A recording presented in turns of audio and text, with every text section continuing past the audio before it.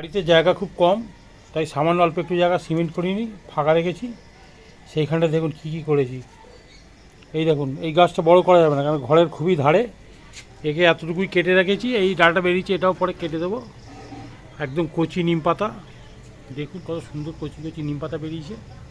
এই দেখুন, একদম কচি কচি নিম পাতা, একদম। এই নিম পাতা খাই।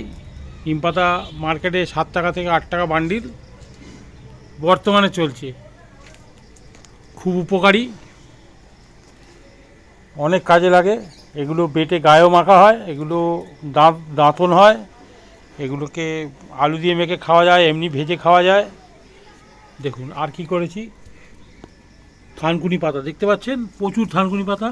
এই পুঁইশাক গাছগুলো কেটে কেটে বারবার খেয়ে নিচ্ছি, আবার হচ্ছে। ওই দেখুন বেল ফুল গাছ করেছি ওখানটায় পাঁচিলের ভেতরে। আর কি করেছি, কারি পাতা গাছ আছে দেখতে পাচ্ছেন, তুলসী গাছ আছে, একটা পেঁপে গাছ করেছি, ওটা কেটে দেবো, ওটা ছেলে বেরিয়ে গেছে। এই দেখুন বেল ফুল গাছ। নমস্কার।